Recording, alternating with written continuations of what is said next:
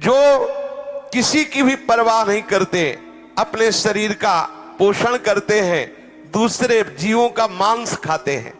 ओ बकरा, ये ऐसे बहुत कोमल बेचारे जीव हैं जो बलहीन हैं। आप मनुष्य शरीर प्राप्त किए, बलात् उनको पकड़ के विविध प्रकार से कष्ट देते हैं और मांस खाते हैं। तो वहां भयंकर यमराज के दूत उसी का मांस काट काट के उसको खवाते हैं। यमपुरी में उसी का मांस उसको नोचते हैं से मांस और उसको पवाते, ले आप पा। अच्छा, एक दो दिन की बात है नहीं, ये बहुत लंबा सजा होती है, भोगते रहो। जैसे कोई कहते अरे हम नहीं मानते, तो आप भारतीय विधान को ना मानो, करो, जिस दिन फंस जाओगे तो तुम्हारे पुरखा पानी पा जाएंगे। इतनी पिटाई करेगी भारत सरकार के जो सैनिक है कि तुम्हें फिर उस समय नहीं चलेगा कि हम नहीं मानते। तुम्हारे मानने ना मानने एक थोड़ी विधान है, फंस जाओगे विधान में तब पता चलेगा। गंगा किनारे जब थे तो एक मिले थे, ऐसे ऐसे सब अंगुलियां थी, तो बताया कि हम फंस गए थे तो अंगुलियां सब टूटी हुई। वो बताते थे नाखून में ऐसे कील गाड़ी जाती है, अंगुलियां तोड़ दी जाती। कितना कितना भयंकर कष्ट। काफी काफी समय तक बर्फ की सिल्ली में लिटा दिया, ऊपर से पिटाई हो रही, बड़े बड़े कष्ट बहुत। अब आप इसे मानोगे अरे सब झूठी है, नहीं कहते झूठी, तो कर लो, देख लो जाके क्या हो रहा है। जैसे यहाँ की पिटाई को हम नहीं माने और बुरे आचरण करो, तो जब फंस जाओगे तो आपको बिल्कुल अनुभव करो, अनुभवी महापुरुष हो जाओगे। ऐसे आप नर्क को अभी मान रहे हो कि अरे शास्त्रों में सब झूठा लिखा हुआ, जब भोगले को मिलेगा तब आप पता चलेगा आपको।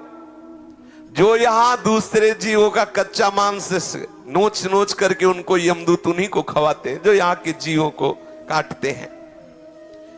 जो अपने पेट पालन के लिए, अपनी जिह्वा के लिए बोले अंडा खाओ, अंडा में कोई पाप नहीं है। सुन लो, खूब गौर से सुन लो, ध्यान से। आखिरकार उस अंडे को रखे रहो तो उसमें जीव निकलेगा कि नहीं निकलेगा? आप देखो, जीव निकलेगा ना। किसी भी अंडे को आप रख दो, वो अपने समय पे फूटेगा, उस पे जीव निकले। जीव है, जो जीव मनुष्य में है वही जीव उन पक्षियों में है, उन पशुओं में है, चींटी में है, उतना ही जीव है। जो उन पशुओं को भूनता है, रांधता है, नष्ट करता है। कैसे कैसे निर्दयी लोग, वो तड़प रहा है जी, उसको आग में ऐसे बांधे हुए है। किसके लिए? इस असेंद्री के लिए। अरे हृदयहीन राक्षस, तेरी दुर्गति होगी। शास्त्र कहता है उन हृदयहीन राक्षसों से गए बीते यमदूत उन्हें कुंभी पाक नरक में ले जाते हैं। जो ऐसे राक्षसों से गए बीते हैं उन कुंभी पाक नरक में ले जाते हैं। और फिर क्या करते जानते हो? खोलते हुए बड़े बड़े कड़ा है, जैसे पकौड़ी उबाली जाती है, उसमें डाल दिया। अब मरना है नहीं, मरना है नहीं, मरना हो तो चलो 2 मिनट में भुन गए ना, खूब खोलो, खेलो। अब हाँ, उसी में आग में, कढ़ाई में जो तेल पड़ा है, खूब खेलो आनंद से। कितने बोले? 1 कल्प तक। अब जलो उसी में।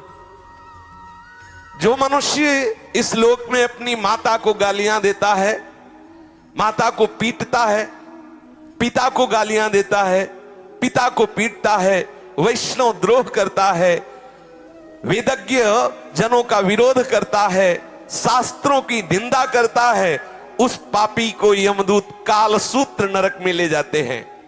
10,000 योजन का घेरा है। 1 योजन का मतलब 4 कोस। 10,000 का मतलब कितना हुआ? 40,000 कोस की भूमि है।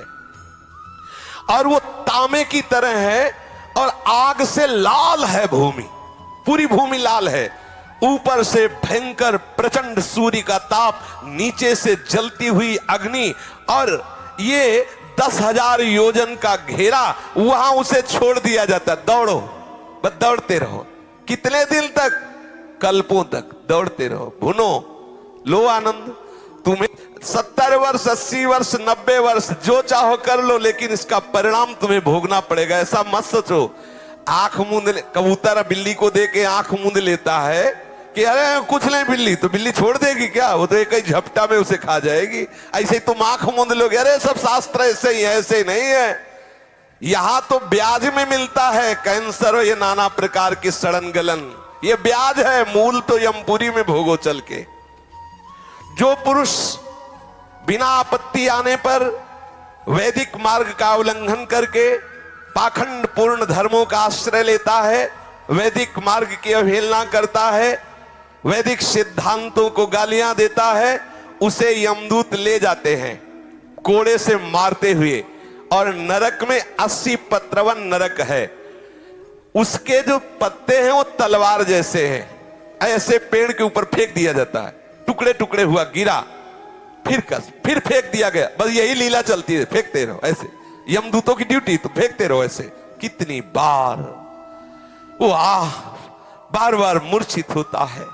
वो उस समय विचार करता है अपने कुकर्मों को याद करके, हाय मैंने शास्त्र विरुद्ध आचरण की, शास्त्र की निंदा की, अवहेलना की, इसलिए मुझे दुख मिल रहा है।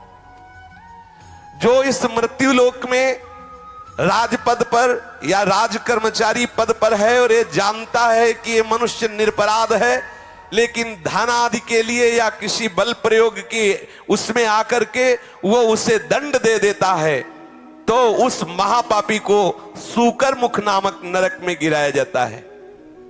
आपको अधिकार मिला है, भगवान ने आपको जगत की सेवा दी है।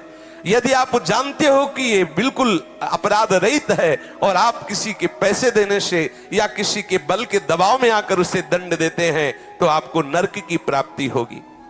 महाबली यमदूत उसको ले जाते हैं और क्या करते हैं, पहले उसके ऊपर कूदते हैं, फिर इसके बाद कोल्हू में उसे पेरा जाता है। कोल्हू में, जैसे गन्ना पेरा जाता है ना, ऐसे कोल्हू में पेरा जाता है। जो इस लोक में दूसरे निरपराध प्राणियों को रोते चिल्लाते हुए सुख का अनुभव करता है, खूब दर्द दे, ऐसे बड़े बड़े निर्दयी लोग हैं, यहाँ दर्द दे और वो समझते बड़ा आनंद। वहां ऐसे ही यमदूत आनंदित होते, नाचते कूदते यमदूत, और उनको कोल्हू में पेरते, खूब दर्द देते हैं। इस लोक में जो खटमल, मच्छर, सर्प, बिच्छू, छिपकली, ये जितने ऐसे जीव हैं, इनको देखते ही मार देते हैं, हिंसा करते हुए अंधकूप नरक में गिरते हैं। भगवान ने इन जीवों के कर्म के अनुसार इनकी रचना की। रक्तपान आदि इनका स्वभाव है, ये नहीं जानते। मच्छर ये नहीं जानता कि हम काट रहे हैं तो इनको दुख होगा, वो नहीं जानता। उसका जैसे हम भोजन पाने के लिए अन्न आदि पाते हैं, ऐसे वो उसका भोजन रक्त भगवान ने निश्चित किया। उड़ा, आप मच्छर को मारे, आप छिपकली को मारे, आप सर्प को मारे, बिच्छू को मारे, ऐसा हमारा शास्त्र अलाउ नहीं करता कि आप मारे, ऐसा नहीं। जो उनका स्वभाव है, उनका स्वभाव बनाया गया है। आप अपना बचाव पक्ष रख लीजिए। अच्छा, बचाव पक्ष में मर जाए, देखो अंदर की बात है। अब पता नहीं कि पीछे क्या काट रहा है, खुद वो ऐसे हाथ किया, वो मर गया, उसका कोई अपराध नहीं। आप जान के कि अच्छा ऐसे मारे कुछ लोगों का स्वभाव तब, मक्खी ऐसे देखते रहते, ऐसे ऐसे मरते रहते, ऐसे, और पूछो से क्या है, वो मजा आ रहा है, लेना मजा। हाँ, बोले जो यहाँ इन जीवों को मार, सांप दिखा रहे, मारो मारो सांप सांप, बोले काल को तुम मार सकते हो। जितने यहाँ मच्छर, जू, रेंगने वाले सांप या पशु पक्षी, मृग, मक्खी, जो भी, इनसे तुमने जो इनको मारा, इनको द्रोह किया, तो आप समझ लीजिए कि ये पाप आपको नरक ले जाने वाला है। आपका रोगग्रस्त शरीर होगा, बहुत कष्ट भोगने पड़ेंगे। इसलिए अंधकूप नरक से बचना है तो किसी जीव की हिंसा करना बिल्कुल ठीक नहीं है।